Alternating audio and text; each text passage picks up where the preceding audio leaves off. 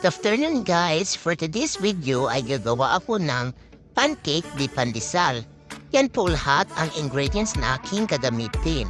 May all-purpose flour, baking powder, vanilla essence, isang itlog, asin, powder milk, brown sugar, oil, star margarine, malunggay, of course, at saka condensed milk. Condensed milk, optional lang po yan. Sa akin kasi, para mas mabilis tumamis. Ayan, maghagbat sa ako sa malunggay. Bigisan ko nga para mas mabilis matapos.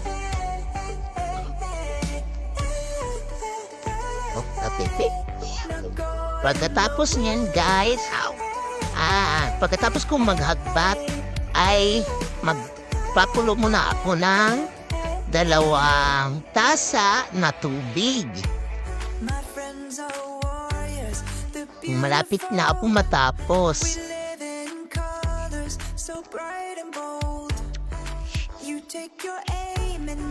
2 tasa ng tubig. Tapos pag kumulo na siya, ilagay na yung malunggay.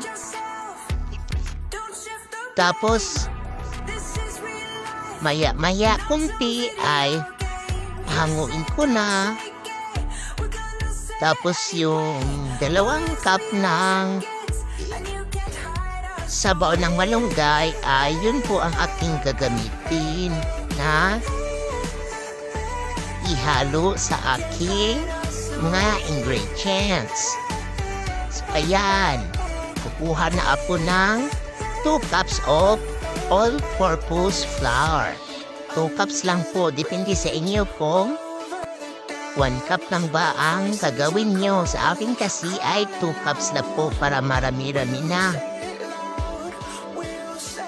Cups. After that is baking powder. 1 spoon of baking powder is enough for me. Tapos, optional lang din kung maglagay tayo ng condensed milk.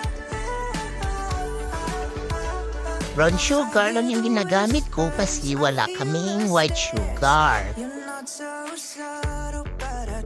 At kunting asin.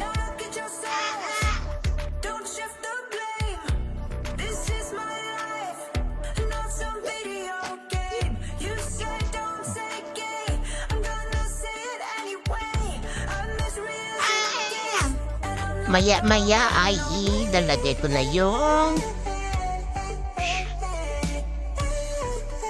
itlog at saka oil. Ayan, 1 spoon of kalumit lang. Or 1 spoon of baking powder. Ayan na, kumulo na siya guys. So, ihalo ko na yung, ilagay ko na yung malunggay.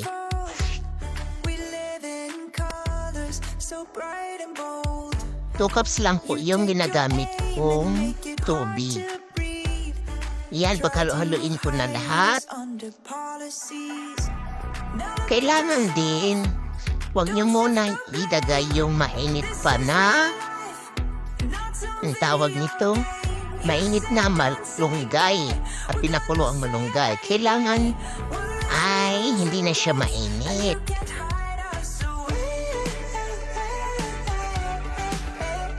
Tapos niyan ay hiwa-hiwain ko na ng kunti-kunti yung malunggay para mas maganda. Pwede din naman hindi nahiwain o buo lang, depende po sa inyo. At ihahalo ko na din. I-mix-mix nyo lang.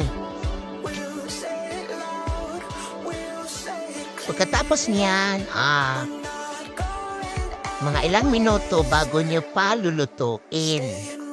So ito siya guys. O ayan na. Niluluto ko na. At ang sarap nito.